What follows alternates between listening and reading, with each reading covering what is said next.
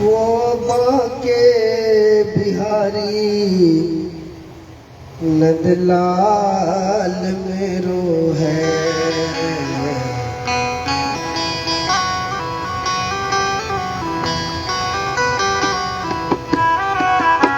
गोविंद मेरो है, गोपाल मेरो है।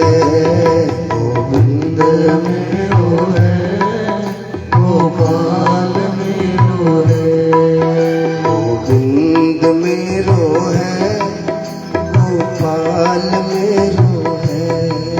गोविंद मेरो है, गोपाल मेरो है। वो बांके बिहारी नंदलाल मेरो है। वो बांके बिहारी नंदलाल मेरो है। वो बांके बिहारी नंदलाल मेरो है। वो बांके बिहारी नंदलाल मेरो है। गोविंद मेरो है, गोपाल मेरो है। गोविंद मेरो है, गोपाल मेरो है।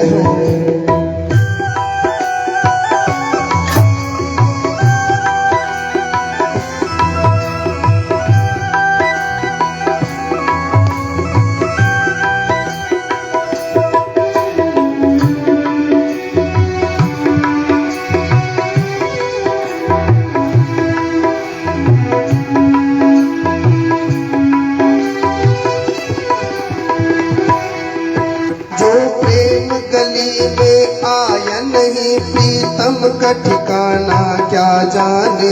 जिसने कभी प्रीत लगाई नहीं वो प्रीत निभाना क्या जाने। वो प्रीत निभाना क्या जाने। वो प्रीत निभाना क्या जाने। जो वेद पढ़े और भेद करे मन में नहीं निर्मलता आई। वह चाहे कितना ज्ञान कहे भगवान को पाना क्या जाने। भगवान को पाना क्या जाने। भगवान को पाना क्या जाने। यह दुनिया गोरख धंधा है, सब जग माया में अंधा है। जिस अंधे ने प्रभु को नहीं देखा वो रूप बताना क्या जाने। वो रूप बताना क्या जाने। वो रूप बताना क्या जाने। जिस दिल में न पैदा दर्द हुआ वो पीर पराई क्या जाने। मीरा की दीवानी मोहन के संसार दीवाना क्या जाने। संसार दीवाना क्या जाने। संसार दीवाना क्या जाने। गोविंद मेरो है, गोपाल मेरो है। गोविंद मेरो है, गोपाल मेरो है। वो बांके बिहारी नंदलाल मेरो है। वो बांके बिहारी नंदलाल मेरो है। गोविंद मेरो है, गोपाल मेरो है। गोविंद मेरो है, गोपाल मेरो है।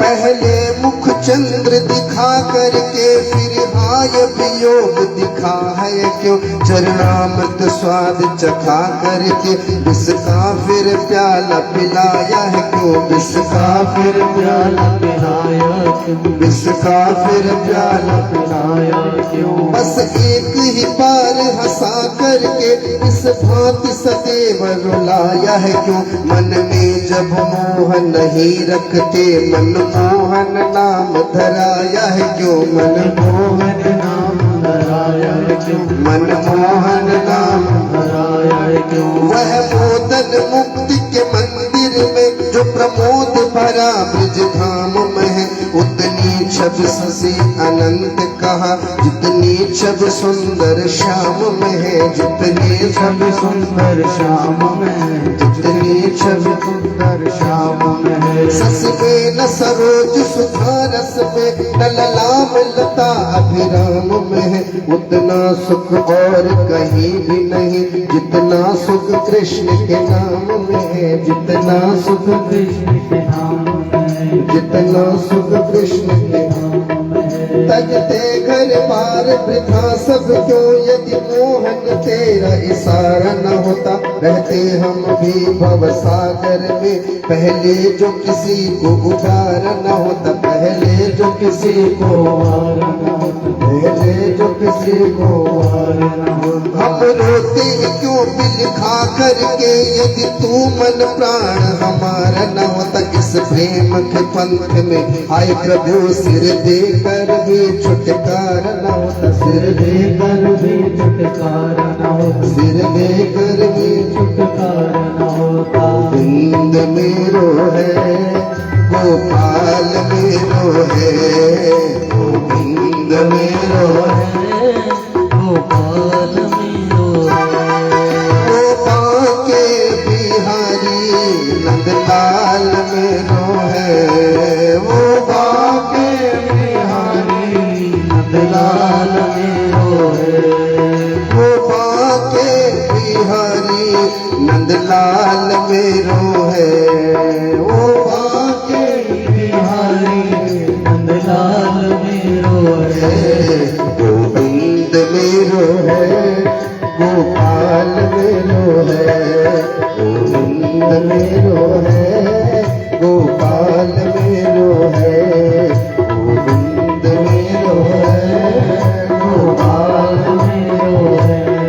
नंदलाल मेरो है। नंदलाल मेरो है गोपाल मेरो है। नंदलाल मेरो है गोपाल मेरो है। नंदलाल मेरो है गोपाल मेरो है।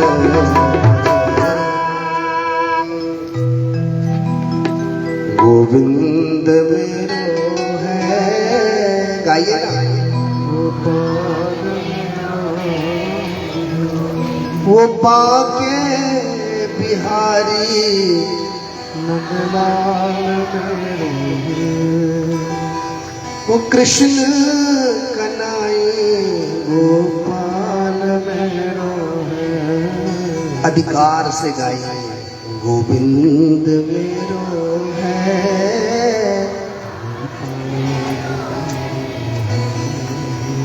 गोविंद मेरो है गोपाल मेरो है। बोलो भक्त वत्सल भगवान श्रीमद् भागवत महापुराण की पितृ देवताओं की जय। जय श्री राधे श्याम। कल की कथा हमने कहाँ तक सुनी।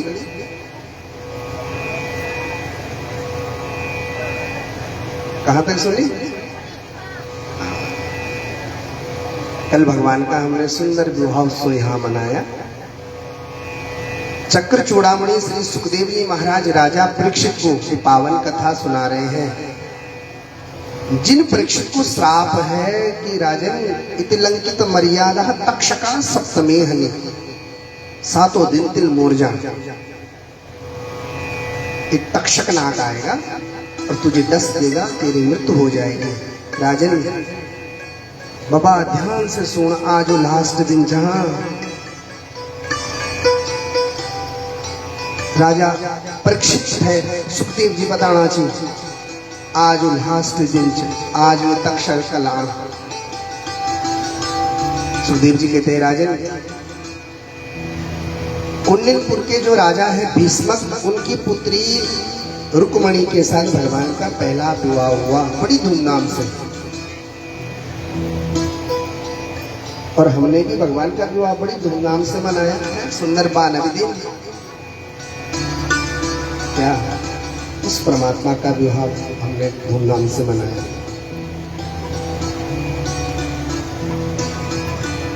एक बात कहूं मैं आपसे, आप अगर सांसारिक किसी के विवाह में जाते हैं ना, वो विवाह होते हैं उत्सव, लेकिन अगर कथा के माध्यम से भगवान के उत्सव में हम सम्मिलित होते हैं तो वो उत्सव नहीं, वो महोत्सव होते हैं। क्या होते हैं? महोत्सव। भूल जाते हैं हम अपने को, क्योंकि वो आनंद कंद प्रभु की जब दिव्य लीलाओं को श्रवणपान करते हैं, सुनते हैं, देखते हैं, सुध बुध भूल जाते हैं। और सच कहूं, इस जीवन का आधार यही है कि वाणी गुणानुकथने श्रवणों कथायां। हे परमात्मा, वाणी से तेरा गीत निकले, अपने श्रवण पटलों से तेरी कथा को सुने, बस ऐसा ही जीवन व्यतीत हो जाए। धन ज्यादा हो जाना, धन ज्यादा रहना, ये बहुत बड़ी बात नहीं है, सब छूट जाएगा। सिकंदर का नाम आप लोगों ने सुना होगा। सिकंदर के पास इतना पैसा, इतना जेवरात, इतना धन था, इतनी जायदाद थी कि सिकंदर के जो तिजोरी की चाबियां थी वो 60-70 ऊंटों में लदी जाती थी। बताओ, इतनी चाबियां थी तो बताओ तिजोरी कितनी रही होगी, और तिजोरी में रखा हुआ धन कितना रहा होगा। लेकिन जब सिकंदर का अंत समय आया, उसने अपने बेटे को बुलाया, बेटा इधर आओ। कहा कि जब मैं मरूं ना तो मेरे हाथों को कफन से बाहर कर देना, मेरी अंतिम इच्छा यही है। बेटे ने कहा ठीक है पिताजी। तो जिस दिन सिकंदर मरा है, उस दिन पूरा राज्य, प्रजा, अन्य राज्य के लोग भी वहां आए हैं। सिकंदर मरा है भाई। तो बेटे ने कहा, जब कफन रख दिया, बेटे ने कहा कि मेरे पिताजी की एक अंतिम इच्छा थी। हाँ कहिए, क्या थी? कहा कि कफन से मेरे पिताजी के हाथ बाहर करने हैं। लोग कहने लगे, अरे बेटा ऐसा आज तक नहीं हुआ, शास्त्र इसकी अनुमति नहीं देते। जब व्यक्ति जाता है तो कफन में बंधे हुए हाथों से शमशान की ओर जाता है, और तुम कहते हो कि तुम्हारे पिता की इच्छा थी। बेटा जिद में अड़ गया, नहीं मेरे पिता की इच्छा थी। अर्थी उठी, कफन सजा है। अर्थी जैसे चलने लगी तो सिकंदर के बेटे ने अपने पिता के हाथ खोल दिए, और जब हाथ बाहर निकले, एक हाथ से पर्ची सी निकली। उसके बेटे ने वो पर्ची उठाई, पढ़ा है, देखा है, उसमें क्या लिखा था? इकट्ठे कर जहां के जो तीनों लोक के माली थे, सिकंदर जब चला दुनिया से दोनों हाथ खाली थे। इकट्ठे कर जहां जो तीनों लोक के माली थे, और सिकंदर जब चला दुनिया से दोनों हाथ।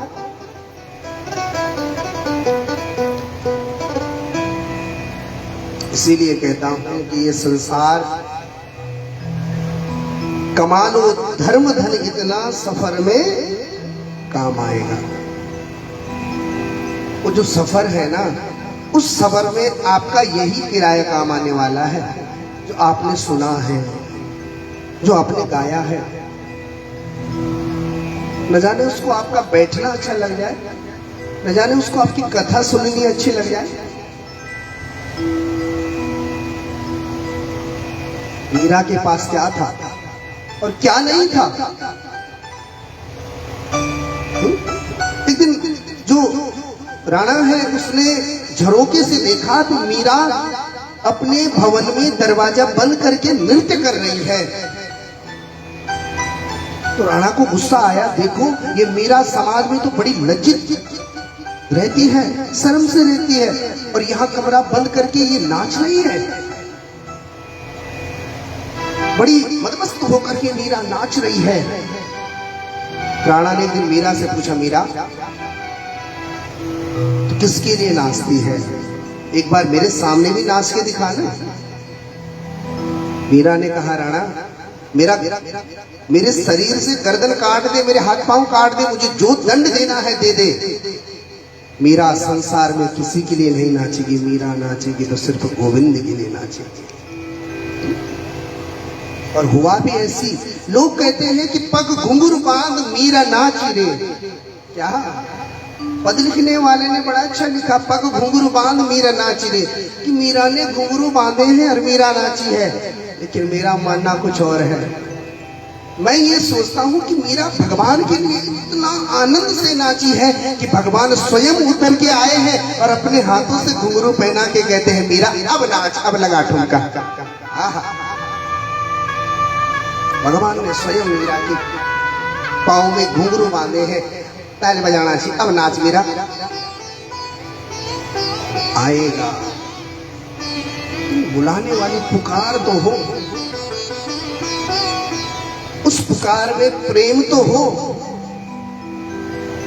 धैर्य सब लगंदी, लेकिन उसका प्रत्युत्तर हर कोई नहीं देता। अगर उस धैर्य प्रेम च 4 आदमी दौड़ के आ जाना। तो आपकी पुकार में अगर प्रेम नहीं है, जो सुनो विच वेल में अणसुनो कह देवे। सुखदेव जी कहते हैं, राजन भगवान का पहला विवाह हुआ रुक्मणी से। कुंडनपुर के जो राजा है भीष्मक, उनकी बेटी है रुक्मणी। और आज रुक्मणी को सुंदर विदा किया है। वेगे विदई वेगे तू बिरानी, भलो के किरे सोरास जा मेरी लाडी। सास ससुरा त्यारा वे बाबा समान, ओको बोलो बाबा तू भलो के मानी। वेगे विदई वेगे तू बिरानी, भलो के किरे सोरास जा मेरी लाडी। गोगलू मेरी लाटी भलो के किरे, नाता माझी छोटा बड़ा सम्मान दे। इन शब्दों से आप अपनी बेटी को विदा करें। क्या गोगलू मेरी लाटी भलू के किरणो, नाता माझी छोटा बड़ा सम्मान देणो। वेगे विदई वेगे तू बिरानी, भलो के किरे सोरास जा मेरी लाटी।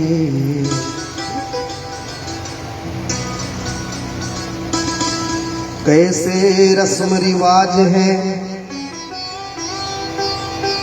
कैसा ये दस्तूर, देश विदेश बन गया चुटकी भर सिंदूर। जिस खूंटे में बांध दे उसी में ही बंध जाए,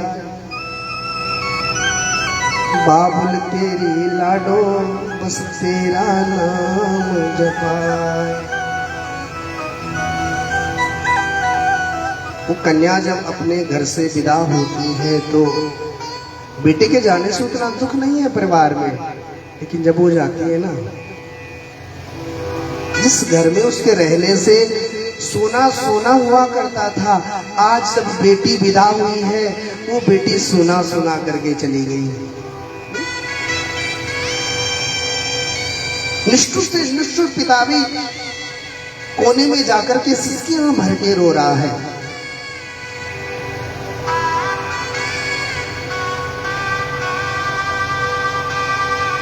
बड़ा पत्थर दिल भी जब उस दृश्य को देखता है, उसकी आंखें भी छलक आती है।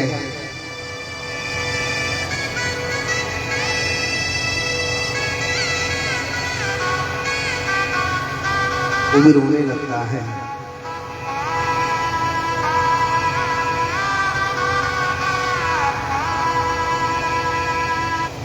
सुखदेव जी कहते हैं, राजन, आज भगवान कृष्ण द्वारकाधीश और रुक्मणी का पावन विवाह उत्सव संपन्न हुआ है।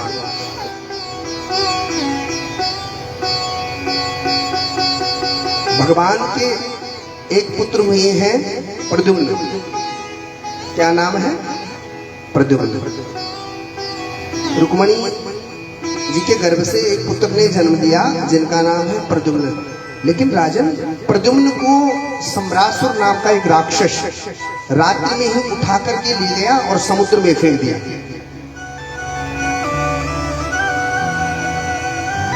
क्योंकि जो सम्रासुर नाम का राजा है, उसको श्राप है कि तुझे मारने वाला कृष्ण का ही पुत्र होगा।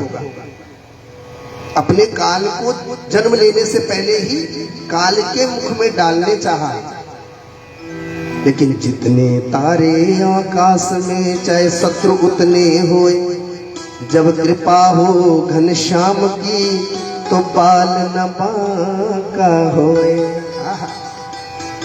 सम्रासुर ने भगवान के पुत्र प्रद्युम्न को समुद्र में तो फेंक दिया, एक मछली ने उसको निगल दिया है, और वो मछली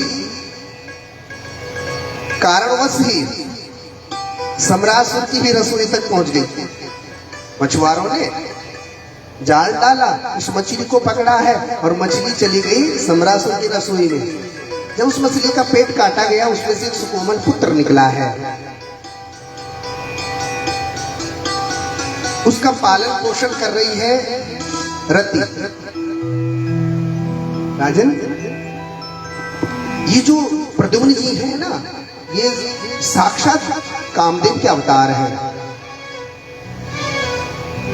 क्योंकि जब कामदेव भगवान शंकर के पास गया तो भस्म हो गया, फिर उसने प्रार्थना की, प्रभु मैं क्षमा प्रार्थी हूं। भगवान शंकर ने उसे आशीर्वाद दिया। जब यदुवंश कृष्ण अवतारा, जब यदुवंश कृष्ण अवतारा, हो यही हरण महामही भारा, हो यही हरण महामही भारा। कृष्ण तनया हो यही पति तोरा, कृष्ण तनया होई पति तोरा, वचन अन्यथा होई न मोरा, वचन अन्यथा होई न मोरा। आज वो रति प्रद्युम्न जी का पालन पोषण कर रही है। रति कामदेव की पत्नी है, लेकिन आज अपने पुत्र रूप में प्रद्युम्न जी की सेवा कर रही है। जब प्रद्युम्न जी थोड़े से बड़े हुए तो नारद जी आकर के कहते हैं, हे रति, ये जो प्रद्युम्न है ना, ये कामदेव है, तेरे पति हैं। आहा, रति ने लगा, हे भगवान, जिनको इतने दिन से सेवा कर रहे हो वो तो मेरे पति हैं, पुत्र रूप में उनको पालन कर रही हूँ,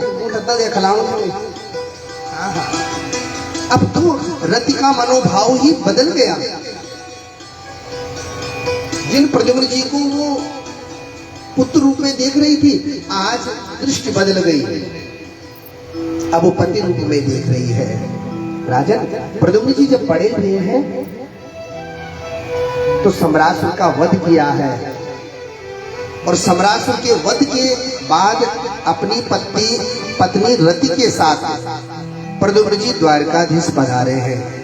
राजन, जब प्रद्युम्न जी बाल्यकाल से और विवाह करके जैसे द्वारका पहुंचे हैं ना, इतने दिनों में, इतने वर्षों में भगवान ने 16,107 विवाह और कर दिए। कितने? 16,107। 8वीं तो रुक्मणी है ना। परीक्षित भगवान गुरु जी की वो नाचो तुम। 16,107 विवाह और 8वीं रुक्मणी, 16,108 विवाह। गुरु जी मुझे भगवान की पावन विवाह की पावन कथाएं सुनाइए। सुखदेव जी कहते हैं, राजन, भगवान का दूसरा विवाह हुआ जामवंत की पुत्री जामवती से। किससे? बोल जाओ दी सत्य में बोलो। राजन, भालू की पुत्री से भगवान का दूसरा विवाह हुआ। परीक्षित ने कहा, गुरु जी ये बात समझ में नहीं आई। अरे भगवान इतने सुंदर, तो क्या जरूरत पड़ी भालू की पुत्री से विवाह करने की? गुरु जी एक पावन कथा मैं सुनना चाहता हूँ। राजन, एक सत्राजित नाम के राजा हुए जिनके पास एक मणि थी, समंतक मणि, जिस मणि का इतना सुंदर प्रभाव था कि प्रत्येक दिन में वो 8 भार सोना देती थी। एक दिन की घटना थी, बात थी, सत्राजित राजा भगवान के भवन में आया और पूरी सभा लगी थी। तो कुछ सभापतियों ने भगवान से कहा कि प्रभु, सत्राजित के पास एक मणि है जो हर दिन सोना उत्पन्न करती है। भगवान जी ने चुपचाप सत्राजित को बुलाया, कहा बेटा, ये सत्राजित राजा, जो मणि है उसको तो राजकोष में जमा करा दे, उससे जो सोना निकलेगा ना उससे प्रजा का पालन होगा। सत्राजित को लगा कि कृष्ण मणि लेने की लालसा में है, क्यों दूं या फिर चीज क्यों दूं? लोग अपना चार्जर नहीं देना, मणि देना जी। सत्राजित चुपचाप उस सभा से निकल गया, बिना कहे चलिए आओ। उसे लगा कि यहाँ ज्यादा देर रुकूंगा तो कोई ना कोई ये छलिया मेरे को कोई ना कोई बहाने से मेरी मणि ले लेगा। सत्राजित चुपचाप निकल गया। राजन, अपनी पत्नी को भी बता दिया, देख देवी, आज सभा में ये बात हुई लेकिन मिलने दिया, क्यों दूंगी? अरे भगवान सूर्य ने मुझे अगर उपहार स्वरूप कुछ भेंट की है, क्यों दूंगी? राजन, सत्राजित का एक भाई है प्रसेन, जिसने एक दिन अपने भाई के बगल में रखी हुई उस मणि को देखा। सत्राजित सो रखा है, चुपचाप उस मणि को उठाया, गले में धारण किया और जंगल में चला गया। जंगल में जाते जाते एक शेर ने प्रसेन पर आक्रमण किया और शेर ने प्रसेन को मार दिया। वहीं से गुजर रहे थे जामवंत जी भालू, उन्होंने शेर पर ले झपटा और शेर को मार करके उस मणि को लेकर के अपनी गुफा में चले गए। राजन, जब इधर मणि नहीं मिली और मणि के साथ प्रसेन भी नहीं मिला तो सत्राजित ढूंढने लगा कि मेरा भाई कहाँ गया, मणि कहाँ गई। अभी तो ये था कि जहां भी प्रसेन होगा वहां मणि होगी, लेकिन जब जंगलों से सैनिक दौड़े दौड़े आए, अरे राजन अनर्थ हो गया। अरे क्या भाई, प्रसेन को शेर ने मार दिया है। शेर दिखा क्या? कहा ना, शेर तो हमें नहीं दिखा। राजा सत्राजित ने पूरे नगर में कह दिया कि देखो, मेरे भाई को मारने वाला कोई और नहीं है, मन ही मन सोच रहा है कि मेरे भाई को मारने वाला सिर्फ और सिर्फ द्वारकाधीश कृष्ण हो सकता है। तो मन में बात टिकी नहीं, पत्नी को बुलाया। देवी वही दिन मिलती है ना, तू मुझसे मणि लेने की लालसा में है। देख देवी, एक बात मैं तुझे चुपचाप बता रहा हूँ। कह मैंने बोल, ये जो मणि की चोरी है ना और मेरे भाई की हत्या है, ये द्वारकाधीश कृष्ण ने की है। और बाद में ये कह दिया, देवी देख, किसी में मत बताना, और माताओं से अगर बात फैलानी है सर बात बता दिया। बाद में बोल दिया, कहीं मैंने बोली करणी करणी जपंजना,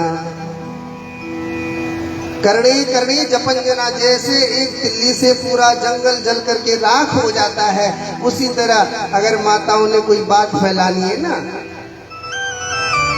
करणी करणी जपंजना। हाँ, सतराजित की पत्नी पानी भरने के लिए गई, पंजरम का दगड़े तो चाहिए देख दगड़िया, तुम्हें अच्छी दगड़े थे। एक बात बदल के मैंने बोला, हाँ बोली कि बोला ना मैंने, अरे जो मणि चोरी है ना, जो प्रसेन हमारा देवर मरा है ना, ये द्वारकाधीश का किया करा है। क्योंकि उन्होंने एक बार मेरे पति से मणि की मांग की थी। हमें लगता है कि पक्का उन्हीं ने मारा होगा। देख बोली, भाई सौ खा दे कहे मैंने बोल ना भाई सौ कहे मैंने बोला। सुबह 8 बजे पंजरम ये बात आई, दिन 12 बजे तक सरा गाँव गोरू तभी पता चलिए।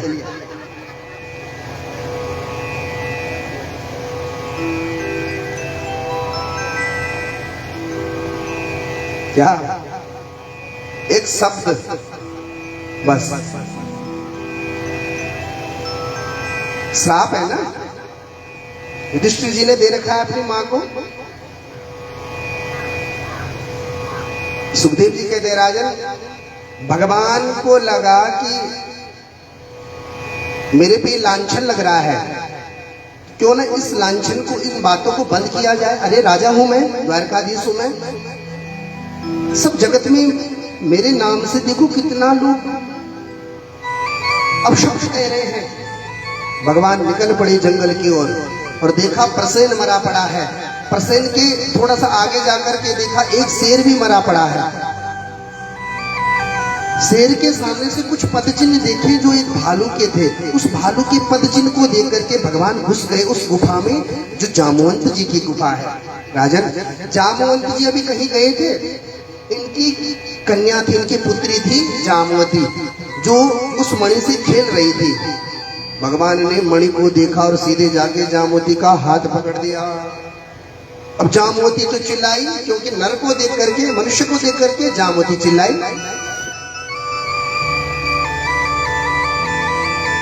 उसकी चिल्लाने की आवाज जामवंत जी ने सुनी, दौड़ पड़े और देखा कि मेरी बेटी का हाथ किसी ने पकड़ रखा है। भगवान से युद्ध करने लग गए। सुखदेव जी कहते राजन, 28 दिनों तक जामवंत और भगवान का निरंतर युद्ध हुआ, निरंतर युद्ध हुआ। लेकिन जब भगवान ने जामवंत जी की शरीर को मरोड़ मरोड़ कर कमजोर कर दिया, अब जामवंत जी घुटनों के बल बैठ गए। कहा प्रभु, मैं आपको पहचान चुका हूं, आप मेरे कृष्ण हैं, आप मेरे राम हैं। प्रभु मैं क्षमा प्रार्थी हूं, आपको नहीं पहचान पाया, लेकिन अब मैं पहचान चुका हूं। भगवान ने कहा ठीक है। कहा प्रभु लो ये मणि आप ले जाओ।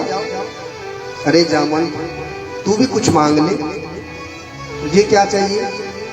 जामवंत जी ने सिर्फ इतना कहा, प्रभु मुझे कुछ नहीं चाहिए, बस मेरी जो ये कन्या है जवान हो चुकी है, अब इसका विवाह करना था। लेकिन प्रभु आते ही आपने मेरी कन्या का हाथ पकड़ दिया था, इसलिए मैं चाहता हूं कि आप ये हाथ कभी न छोड़ें। भगवान ने कहा ठीक है। और आज जामवंत के साथ गुफा में भगवान ने दूसरा विवाह कर लिया। भगवान के कितने विवाह हो गए? 2। पहला रुक्मणी, दूसरा जामवती। सुखदेव जी कहते राजन, भगवान जामवती का हाथ पकड़ करके और एक हाथ में मणि को लेकर के द्वारका आ रहे थे। भगवान को लगा कि जामवती तो भालू की बेटी है, सुंदर नहीं है, सब लोग डरेंगे। भगवान ने चाल खेली। भगवान ने जामवती से कहा कि देवी देख, ये मेरा विवाह हुआ है, न कोई पंडित जी थे, न बैंड बाजा था, न बाराती थे। देख देवी, मैं नहीं चाहता तो कि द्वारका में आए और तेरा स्वागत भी न हो।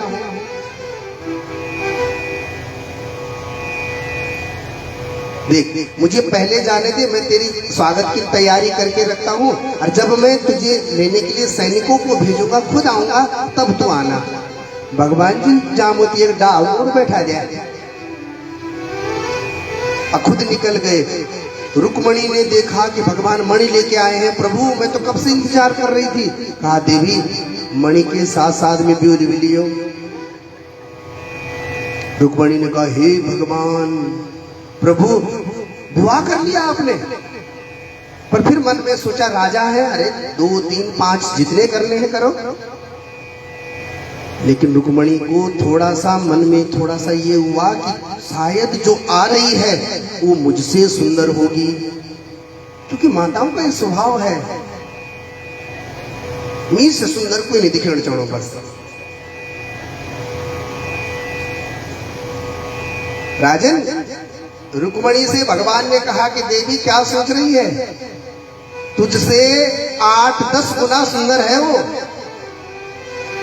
रुक्मणी ने हाथ जोड़े हैं और अपने इष्ट का ध्यान किया है, भगवान गोविंद का ध्यान किया है। अब भगवान से प्रार्थना की है कि प्रभु अगर वो जामवती मुझसे 8-10 गुना ज्यादा सुंदर है तो तब तो भगवान का मोह उससे ज्यादा रहेगा, उससे प्रेम ज्यादा रहेगा। हाथ जोड़ के अपने इष्ट से प्रार्थना करती कि प्रभु अगर मैंने जीवन में आपकी भक्त सेवा की होगी तो जो दूसरी पत्नी आ रही है वो मेरी तरह हो जाए। आहा, भगवान कृष्ण यही चाहते थे। यहाँ जैसे ही रुक्मणी ने ये कहा, वकड़ा मूर गण पेड़ बेड़िया अपना आप सुंदर श्रृंगार हो रहा है जामवती का।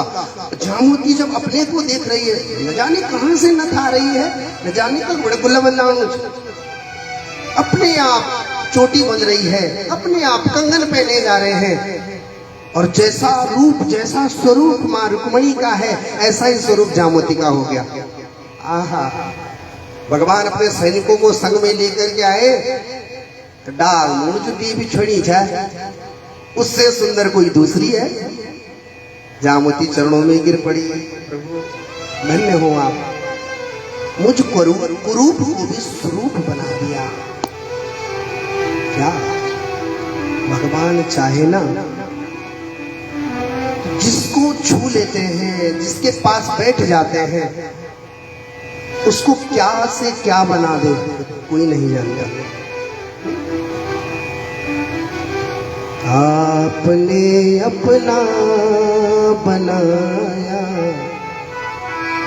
मेहरबानी आपकी, मुझे कांच से हीरा बनाया, मेहरबानी आपकी।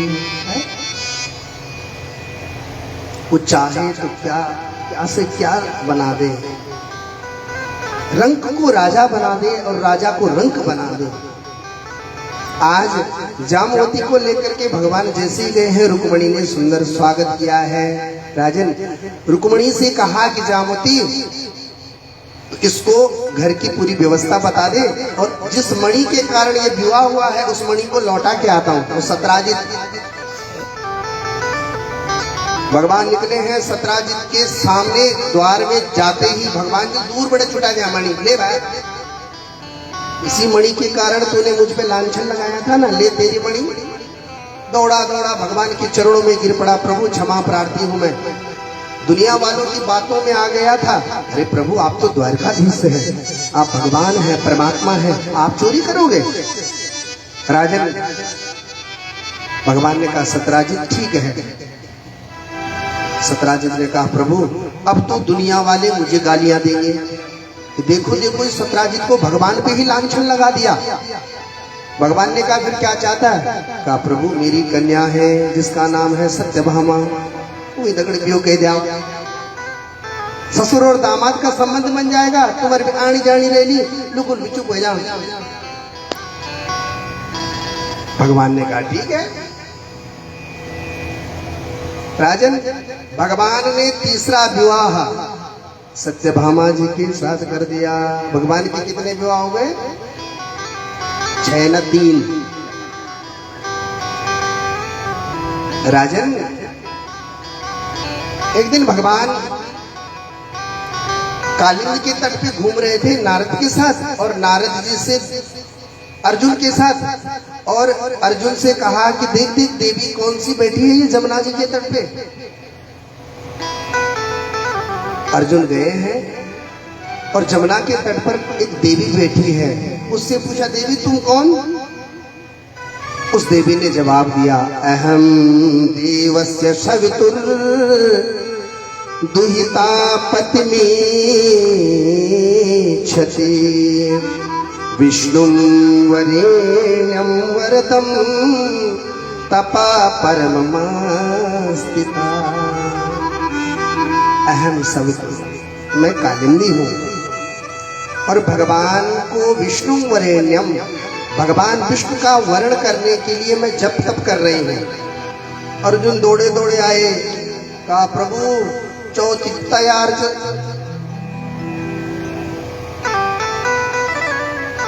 आपकी जन्मपत्री में बृहस्पति गुरु बड़ा प्रबल चल रहा है प्रभु, वो तो आपको चाहती है, आपके साथ विवाह करना चाहती है। भगवान ने कहा कि ठीक है जब 3 रह लो चौथी भी रह लो।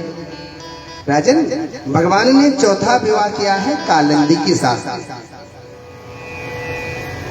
एक बिंद और अरविंद नाम के 2 भाई हुए, इनकी बहन का नाम था मित्रविंदा। राजन भगवान ने अपना 5वां विवाह मित्रविंदा से किया। भगवान का 6ठा विवाह हुआ सत्या से, 7वां विवाह हुआ भद्रा से, और 8वां विवाह हुआ लक्ष्मणा से। कितने विवाह हुए भगवान की? 8। सुखदेव जी कहते राजन 16,100 विवाह भगवान ने एक ही मंडप में किए। कहा प्रभु ऐसी क्या घटना घटी? 8 कम थे क्या? राजन एक भूमासुर नाम का राजा राक्षस हुआ जिसने 16,100 रानियों को अपने बंदी गृह में बंद कर दिया था, कैद कर लिया था, और संकल्प लिया था कि जिस दिन 20,000 रानियां हो जाएगी उस दिन एक ही मंडप पे उनके साथ विवाह कर दूंगा। वो रानियां भगवान को पुकारते हैं कृष्णाय वासुदेवाय हरये परमात्मने प्रणतः क्लेशनाशाय गोविंदाय नमो नमः। भगवान गए हैं राजन, और भूमासुर ने भगवान को मारने के लिए एक मूर दैत्य को छोड़ा है। भगवान ने मूर दैत्य को अपनी तरफ आते हुए देखा, अपनी तलवार निकाली और मूर दैत्य के दोनों पंख काट दिए, उसकी गर्दन काट दी। आज भगवान का नाम हो गया मुरारी, बोल मुरारी भगवान की। भूमासुर को कल्याण किया है, उसका उद्धार किया है, 16,100 रानियों को बंदी गृह से बाहर निकाला है। कहा देवियों अब तुम आजाद हो, अब जाओ। राजन सब देवियां रोने लगी। कहा प्रभु हमारा क्या अपराध है? क्यों? क्योंकि इस राक्षस ने, इस राजा ने हमें न जाने कितने दिन से यहाँ बंदी बनाया था। आज हमें उस जगतपति को, उस संसार के पति को छोड़ करके अगर जगतपति मिल रहा है तो हम क्यों जाएं वहां? प्रभु ये नहीं हो सकता कि हम आपके साथ ही रहें। भगवान ने थोड़ा सा तो सोचा, लेकिन फिर सोचा कि चलो 16,000 एक